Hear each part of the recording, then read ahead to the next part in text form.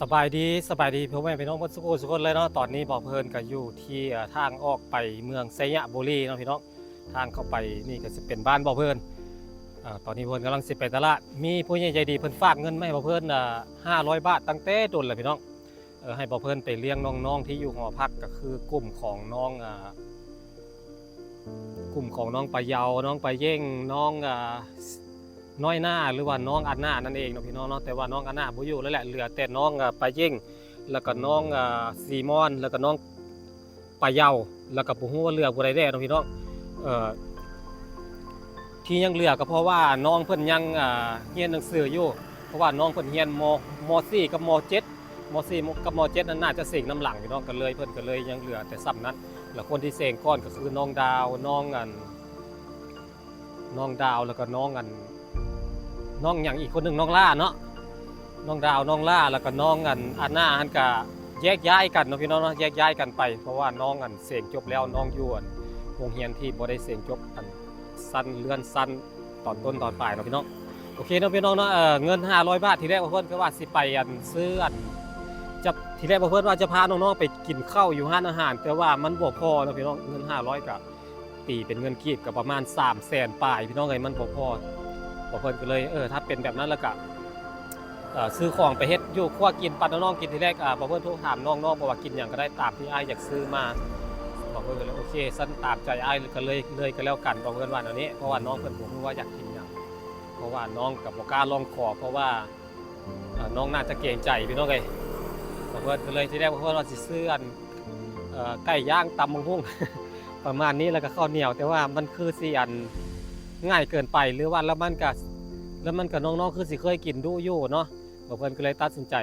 ต้มยำทะเลปั่นน้องกินแทนก็คือบ่เพิ่นซื้อกุ้งซื้อปลาหมึกแล้วก็ซื้อเครื่องของเอาไปเฮ็ดต้มยำกับน้องๆเนาะพี่น้อง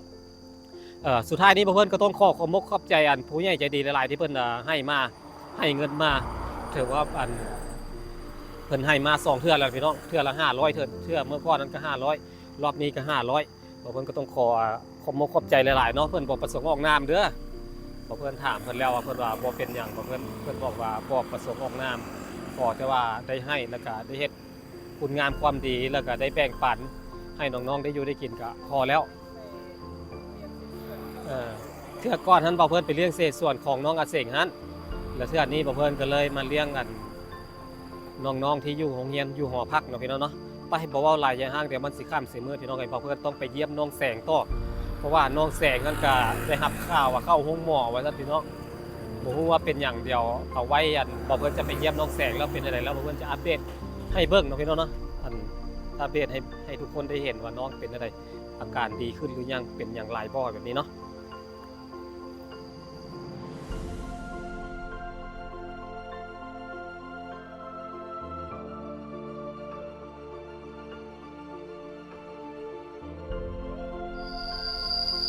มิดจีรี่เนาะพี่น้องเนาะได้ยินแต่เสียงแมงอี ห้องดังแจ้งไปใส่เบิดเนาะคนนี่มีห้องเบอร์ใดคือเงียบแท้น้องๆไปใส่เบิดเหลือจักคนแมงอีห้องขนาดเลย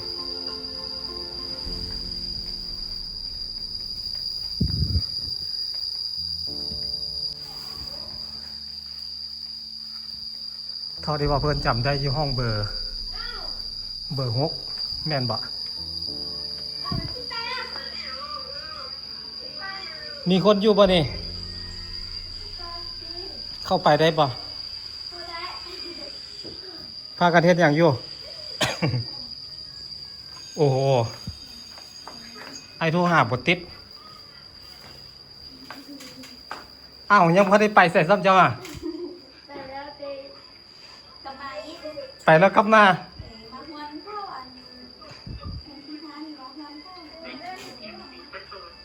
สาเหตุเพราะอย่างจังกลับมาไป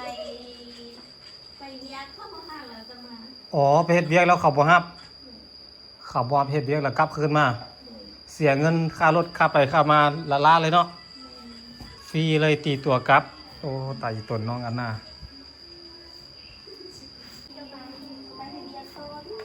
มันเหนื่อย สิไปเฮ็ดเวียกทางใดต่อบัดนี้หาเวียกใหม่บะ ไปแล้วก็บางทั่วเฮลไม่ สิกลับไปอีกเอาเงินสิได้ค่ารถบัดนี้โอ้โหกลับมาได้จากมือละ ซ้ำแล้ว ได้3มื้อละไปอยู่โรงพยาบาลจากมื้อ โมเมนต์อันตอนนั้นน้ำหน้าเราเมื่อไปอันธนาคารไปทางในปลาไหลเราตอนนี้เราชี้ไปทางอัน อ๋อไปหาสมัครเวียกอยู่แถวปากลาย เด็กบ่ได้ แล้วบ่ได้ แล้วมันก็มา แล้วก็กลับมาแล้วสิขึ้นโรงพยาบาลปะนี่ เด็ก อ๋อคันบ่ได้ไปใส่ละไปบ้านเจ้าไป หัวพัน ไปเล่นบ้านเจ้าแขวงหัวพันพุ่นน่ะซับเหนือน้องไปเย่งเมื่อใดเสงมืดอ๋อเริ่มเสงเลยได้นี่เนาะฮอตมื้อได้วันศุกร์จบบะ แม่ง เสงก้อนนั่นม.7แต่อ๋อม.4เสงก้อนเสงแล้วเราสิไปใส่ไปน้ำเมื่อยบะ โลก กลับเฮือนบ่กลับบ้านเนาะหาเวียกเฮ็ดสำซาเปิดเทอมเนาะ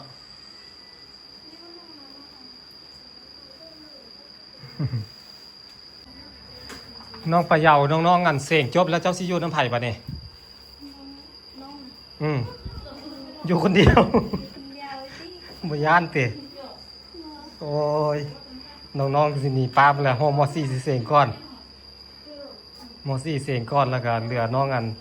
ปะเยาคนเดียวแล้วอยู่ห้องคนเดียวม.7เสงน้ำหลังม.7มันหลังเดือน6บ่จัก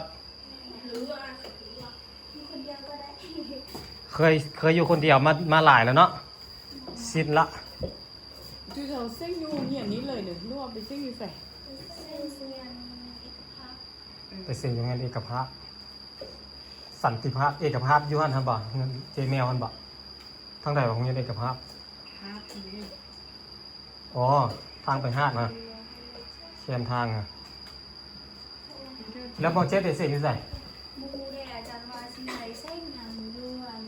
มอโซสัญญากับอันนักตาอยู่กับทุก บ่อยู่หนาตากก็อยู่อันมอสอสัญญาเนาะ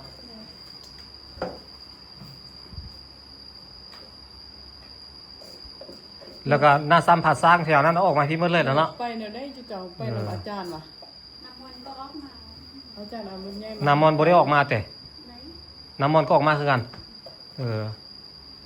เขตนี้ออกมาสัญญาพี่มืดเลย เพราะว่านักเรียนมันบ่หลายเนาะ เป็นอะไร นักเรียนมันน้อยก็เลยให้ออกมาเสียงอยู่บ่อนเดียวพี่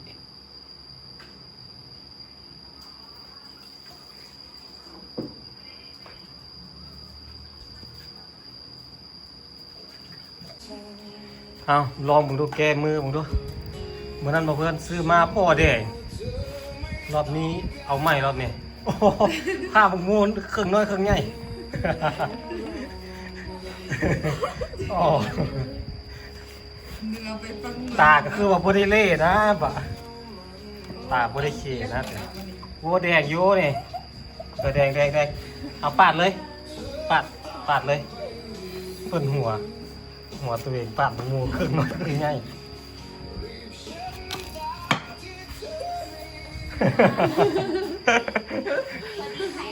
เข้าเส้นแล้วบัดนี้หวานเด้หวานคันมันเย็นแห้งสิหวานกว่านี้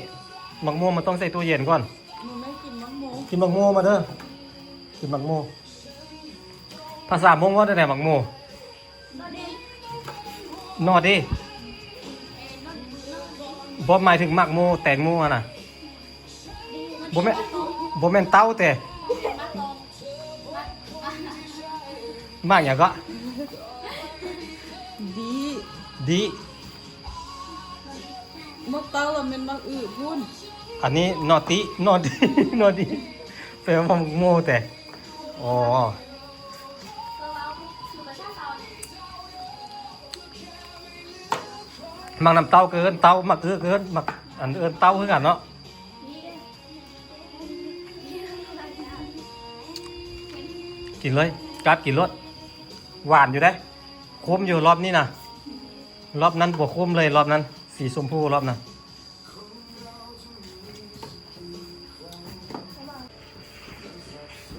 กำลังเตรียมของต้มยำ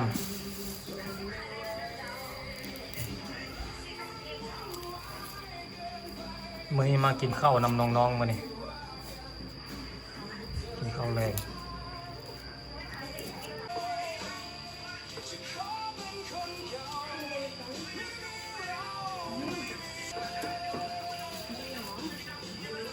บางย่อมหวานปะ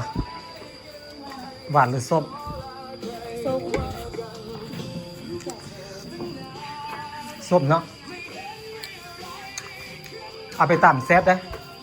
บางย่อมส้มนี่ต่ำแซ่บกว่า ไอ้คุณเอาไปกินแล้ว บอก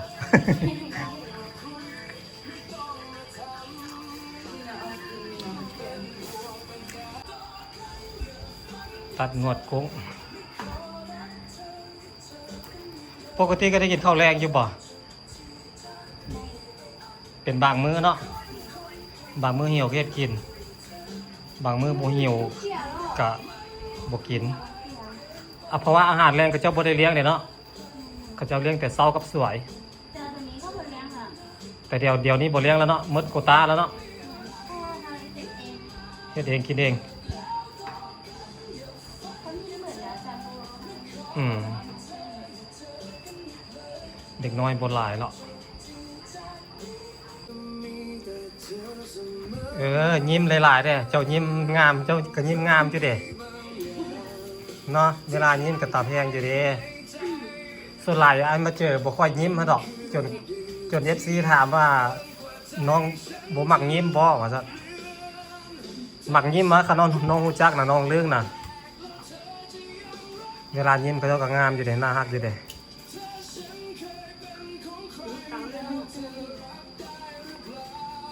ปีหน้ากลับมาเฮียนอีกอยู่บ่มาเนาะหวังว่าเขาคงสิได้เจอกันอีกเด้อน้องดาวกับไปเฮียนภาษาจีนแล้วทำนิดลาวันไปเฮ็ดเวียกไปสมัครเฮ็ดเวียกอยู่วันบ้านเราพุ่นน่ะเราบอกงานได้เวียกเฮ็ดแล้วสิไปเริ่มแล้วพอดีคิดไปคิดมาแล้วน้องก็มีทุนหลายเติบแล้วนะเราก็เลยไปเฮียนซะเฮียนภาษาจีนเพิ่มเพราะว่าภาษาจีนเป็นความหวังเดียวที่สิเฮ็ดให้อนาคตเราดีขึ้นเราคิดว่าแบบนั้นแต่เราก็คิดถึงแล้วแหละ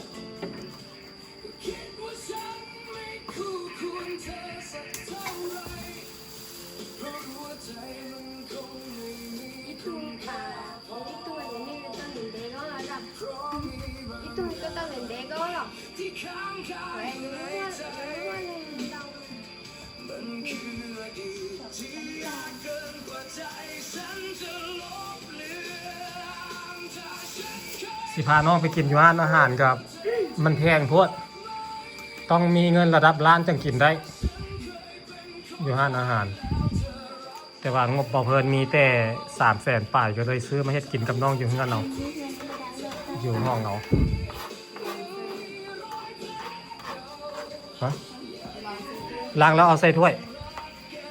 แล้วก็ไปลงหม้อเลยหม้อเขาเดือดสดแล้ว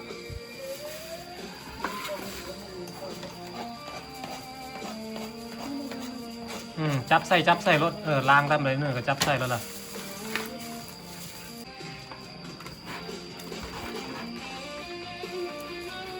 ต้องลงปลาหมึกก่อนเนาะกุ้งลงน้ำหลังเพราะกุ้งสุกเกินไปมันบอนมันเฮ็ดให้มันเหี่ยวมันบ่แซ่บต้องลงหมึกก่อนจับใส่ถ้วยแล้วป้าไปก่อน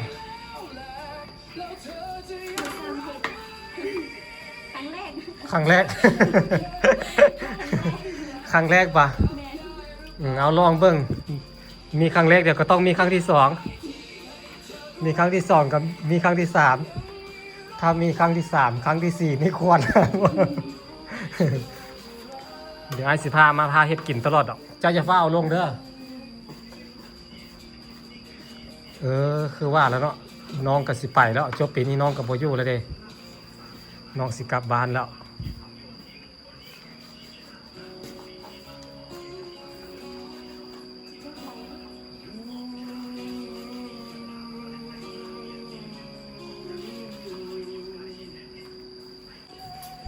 เมื่อกี้นี้บ่เพื่อนขออนุญาตถามมันเรื่องส่วนตัวของน้องเดี๋ยวสิเล่าให้ฟัง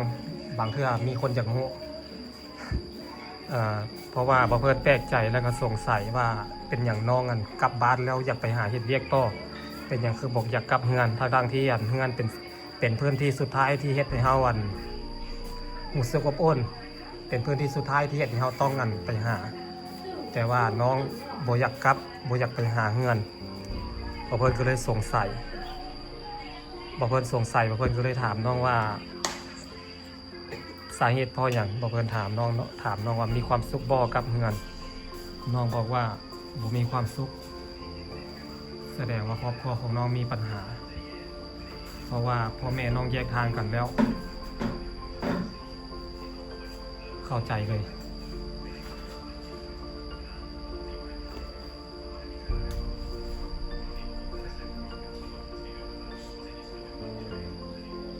เพราะว่าคนเฮาส่วนหลายบอกว่าจะไปเฮ็ดเวียกบอกว่าสิไปใส่เนาะจากบ้านไปไกลอะนะจากเฮือนไปไกลมันก็ต้องคิดฮอดเฮือนแม่นบ่มันต้องคิดฮอดเฮือนคิดฮอดบ้านอยู่วันเรียนนี้ก็ที่ฮอดแต่มีพ่อแม่อยู่เงินพ่อแม่แต่ว่า แม่น แล้วเขายังทันโลกับมูว่าสิไปซ่าเลย แต่ว่าน้องบ่แม่นแบบนั้นเพราะว่าทางบ้านของน้องค่อนข้างอธิบายยากนะพี่น้องเว้าหลายกับบ่ดีเนาะว่าหลายบ่ดีเดี๋ยวก็เจ้ามาเห็นแล้วก็เจ้าสิหาว่าเฮาเว้าให้กับเจ้าแม่นบ่เว้าหลายบ่ดีเอาเป็นว่าเข้าใจน้องกันแล้วกันเข้าใจเหตุผลน้องกับพ่อเขาจะบ่เว้าหลาย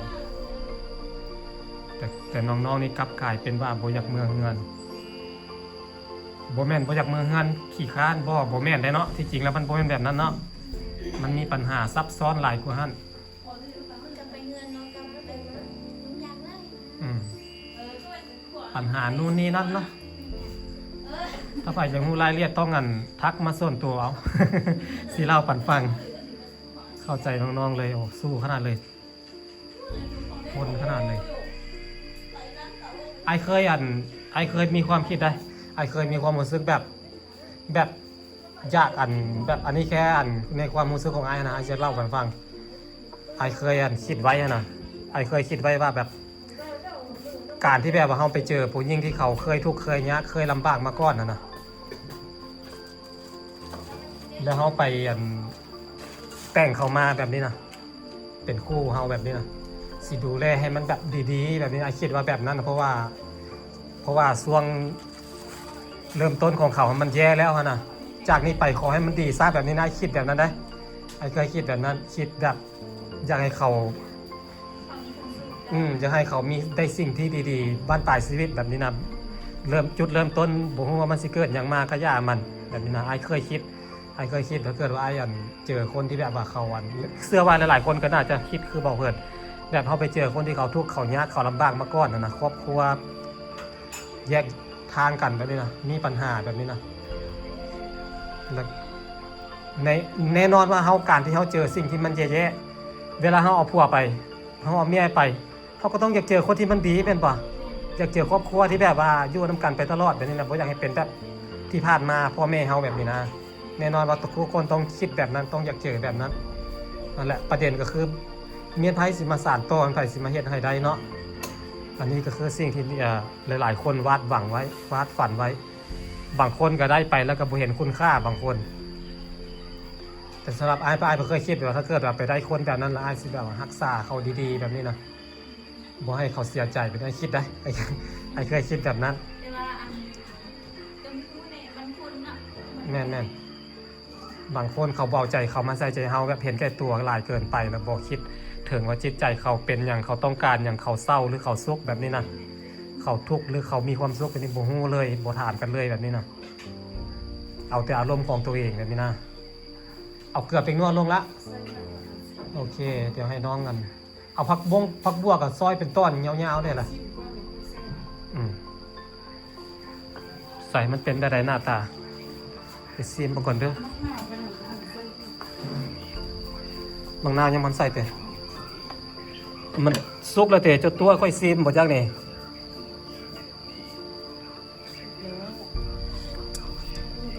มันจางได้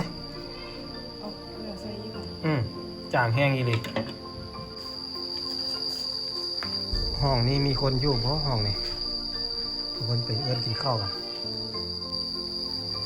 เดี๋ยวกระเจ้าสิมากินข้าวนำกินกันหลายๆคนมันจังแซ่บ ของเด้อ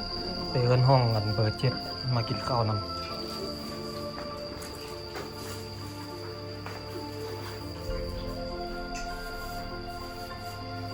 แซ่บๆมื้อนี้ หลายมือแกงหน่อไม้บ่เนาะแกงหน่อไม้แบบลาวๆนะแบบคนลาวแกงนะอ้ายสิแกงปลาเค็ม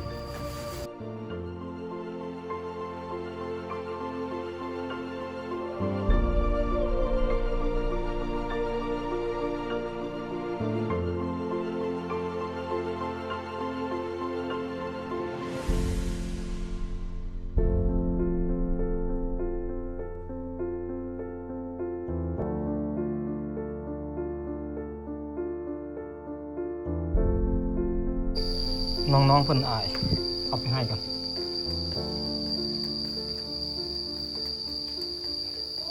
เอานี่มาเอาแม่อยู่จักคน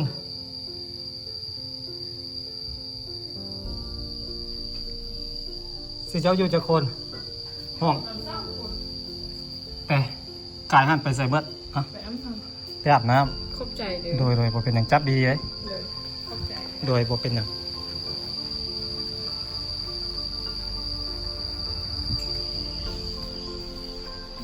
มาเด้อบ่ท้าเราเด้อ เป็นไรแซ่บอยู่บ่ เซฟขึ้นเกลือไปแล้ว บ่แซ่บเกลือเนาะก็จะว่าบ่แซ่บเกลือ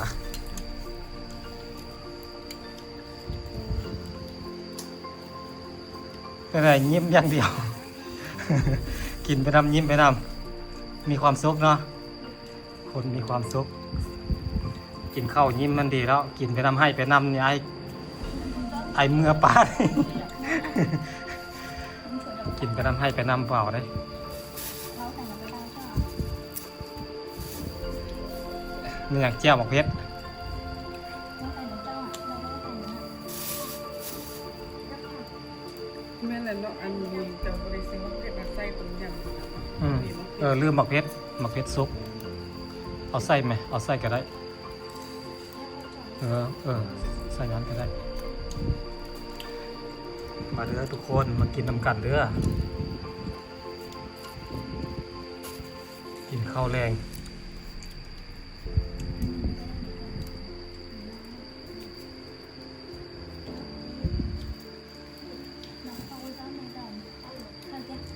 น้องอย่างก็ไอเริ่มซื้อเจ้าละ น้องกาเซีย กาเซียนะเมื่อกี้นี่ยังเว้าอยู่น้องกาเซียน้องปลาเย่งแล้วก็น้องอันนาแล้วก็น้องปลาเยาแล้วก็น้องฟาร์ม แล้วก็เบ้าเพื่อนเนาะมากินข้าวนำกันเด้อ น้องเพิ่น กสิหายไปหลายคนหายน้องน้องเบ้าน้องยงเอ ดีดีมะเพ็ด หายไปน้องล่าหายไปหลายคนเตอะแยกย้ายกันไปเติบโตหมดแล้ว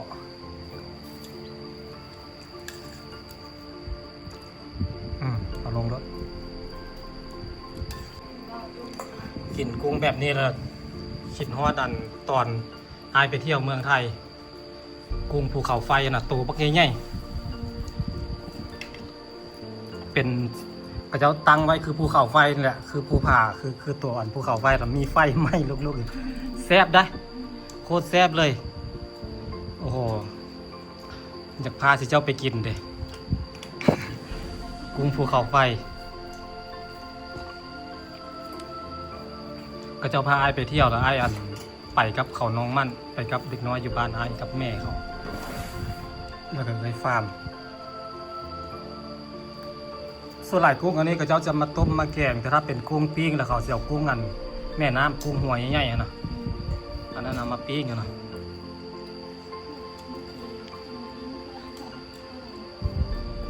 บ่เคยกินแต่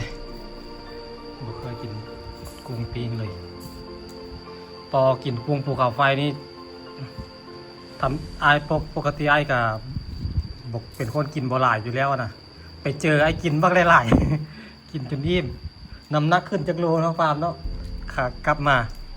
อาหารแซ่บอยากพาที่เจ้าไปกินขนาดเลยเนี่ยวะ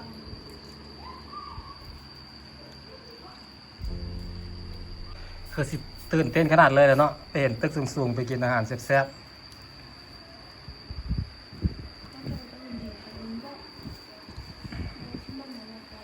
เสียดายถ้ามันนั่นถ้าเป็นไปได้อยากพาไปเที่ยวเนาะคันมีคนนั่นพาไปเที่ยวแต่ประเด็นสำคัญก็คืออายุนี่แหละบ่ฮอดอายุบ่ฮอด18 ปีอยู่ฝั่งไทยก็จะบ่ให้ข้ามได้ฝั่งเฮานี่ไปได้แต่ว่าฝั่งไทยก็จะบ่ให้ข้ามอายุบ่ฮอด18 ปีต้องมีพ่อแม่ไปนำนี่เด้กุ้งภูเขาไฟก็ได้ ก็น่ากิน แล้วเขาแซ่บได้ เสร็จ บักหอมอยู่จังหวัดอยู่นครนายกเนาะปฐมนครปฐมเนาะอยู่นครปฐมที่เขาเปิดออกมา น่าเสร็จ เดี๋ยว ถ้าไปแล้วตื่นเต้นถ้าไปแล้วตื่นเต้นนะทำไมเนี่ยน่าเสร็จเลย กุ้งภูเขาไฟ เท่าไหร่วะ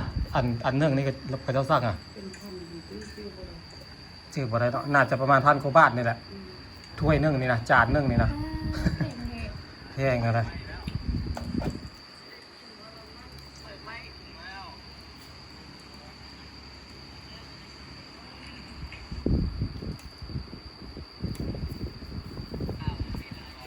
มีแต่ตัวใหญ่มันสิออกแนวแบบ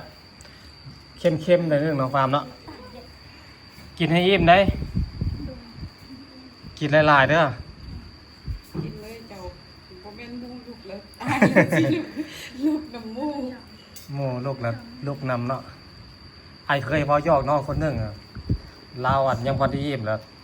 แบบลูกไปอันใดอันหนึ่งนะลูกไปกินน้ำหรือไม่อย่างนี้แหละไอเราพอยอกอ้าวเคยอิ่มไว้แท้โอ้กินหน่อยเนาะไอพอเราอายแล้วบ่กินเลยบ่กล้าเข้ามาแล้วบัดนี้ไอพอยอก มันก็ยังเว้าได้ขู่มือเลยโอ้ตอนนั้นแม่นอีหลีได้มันว่าแต่ตอนที่จริงแล้วตัวเองท่านยังพอได้อิ่มแต่ว่าบอกว่าอิ่มมันว่าฮะบัดนี้มันก็เลยมาสารภาพกับอ้ายว่าที่จริงแล้วยังบ่ได้อิ่มถ้าเป็นขู่มือนี่เพิ่นอันกะสิออกบ่มันบอกว่าบ่แล้วเป็นขู่มือ คือขู่มือนี่เรื่องแล้วเด้ตอนนั้นบินยังอายกันอยู่เกรงใจกันอยู่เอาไว้มื้อหน้าสิมาเฮ็ดหยังปั่นกินไหมมื้อนี้เป็นต้มยำมื้อนี้ เอาไปเก็บมีต้นไหน เก็บไว้ก่อนมันคือตอนเลิกหิว ถ้ามีต้นไหนถ้ามีต้นไหนมีชิ้นไหนบ้างเลย นี่ได้เอาตัวนี้นำ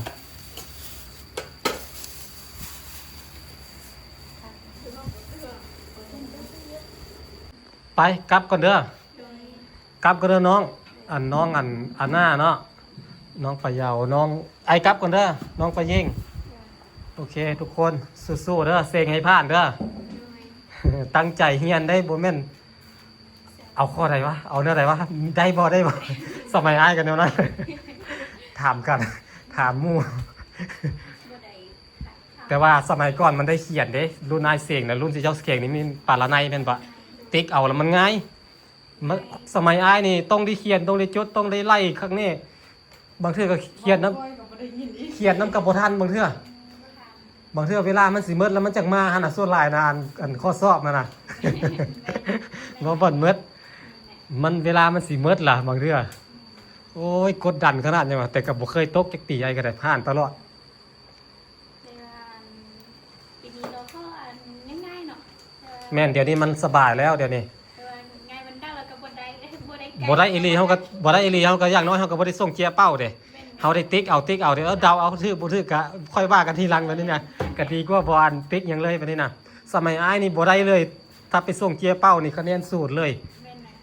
กระดาษสมัยก่อนเสกมันกระดาษขาวเด้กระดาษดับเบิลเอแล้วมันเขียนไปเลยเด้ เขาว่าถ้าบ่ได้รอไม่เขาโกใกล้มืดแล้วก็ได้ต้องเอาเสร็จนี้ค่ะตอนนั้นตอนน้องไปสักโปรซีแล้วเขา คือในอัน Facebook ก็เห็นน้องขอมา5กับพ่อว่าซั่นข้อนี้น้องบ่ได้อะตอบบ่ได้ขอมา5กับพ่อว่าเขียนใส่มันตายจากหัว บอกบ่ได้อย่างไรกับขอ มีจักโคตรอยู่นี่ ขอมา5กับพ่อ 40ไปนี่ 40บาท 40พอที่ไล่คือ40พอ 40ข้อต้องต่อใกล้หมดก็คือประมาณ10ปลายข้อเนาะ กับแม่นที่ ต้อ เนาะ งต่อใกล้หมดเลยเด้อยู่ประมาณ13-14 มันสิ อาจารย์เขามอง มันสิเป็นยากสุดกับพิซซ่าเล็กนั่นแหละเพราะว่าเราต้องได้ไล่ใส่กระดาษซะก่อนแล้วเราจังมั่นใจว่าน่าจะข้อนี้เถอะแบบนี้นะเขาไล่ออกมาเพราะว่าในหันเขาเจ้าเขียนคำตอบไว้ให้หมดแล้วเด้แล้วเขาเจ้าสีน่าจะเขียนใส่จงเลือกคำตอบที่ถูกต้องแบบประมาณนี้นะเนาะในหันนะเขาก็มาไล่คิดไล่ข้างแน่ว่าคำตัวใดเนาะสิถูกก่อคอคองอแบบนี้นะมีแต่ข้อเดียวถูกเด้เลือกเอา กับแม่น เขาก็ต้องได้มาเขียนใส่อันเจียเป้าก้อนไล่คำนวณคนที่ไล่บ่เป็นนี่แหละคือไอ้นี่ปึกเล็ก ปึกเล็กนี่เดาเอาเลยแหละไอ้ ดาวเอาก็คือระยะเนาะ อืม คือก็ต้องเอาคำนั้น แต่ว่ารุ่นไอ้มันบ่มีแบบนั้นแบบให้ติ๊กเอาต้องแก้เอาอย่างเดียว แต่ทีนี้เข้าก็ติดเอา ลายเส้นเนาะมาอ่านเส้นซื้อเรียนจบไอ้ลงทุนไปซื้อเสื้อกาสมอเพราะน่ะสมัยไอ้เสื้อกาสมอมันหนาเด้มันหนาแล้วมันก็สีมันงาม สีงาม เขาเอามารีดให้มันเรียบบ่เฮ็ดให้มันเรียบมันอย่างละรีดจับดีแล้วเอามาให้หมู่เซ็นให้ เอาเมื่อแล้วก็หมู่เอาเมื่อแล้วก็ห้อยไว้ บางคนก็ใส่ไปเล่นไปหัวจักขี้โคงขี้ไข่อยู่ในคอส่วนหลายถ้าเรียนจบแล้วก็แก้ออกแล้วเปลี่ยนตัวใหม่มานุ่งเอาตัวที่เรามีลายเซ็นเราก็เก็บไว้เป็นที่ระลึกไปเมื่อไอเมื่อเด้อไปส่งไอ้ไหนเจ้ามัน ไปไหนช่วงไหนพูดชื่อน้องไม่ใช่เป็นช่วงไหนกัน ไป ไปไหนช่วงไหนครับ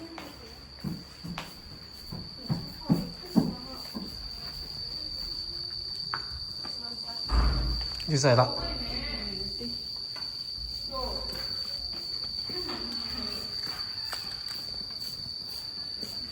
อันนี้ให้เจ้า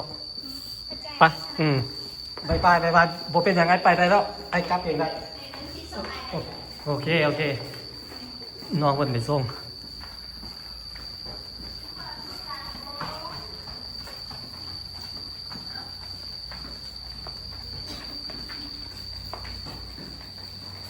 กลับก่อนพี่น้องไปเยี่ยมน้องแสงต่อบัดนี้อาการน้องแสงดีขึ้นหรือยัง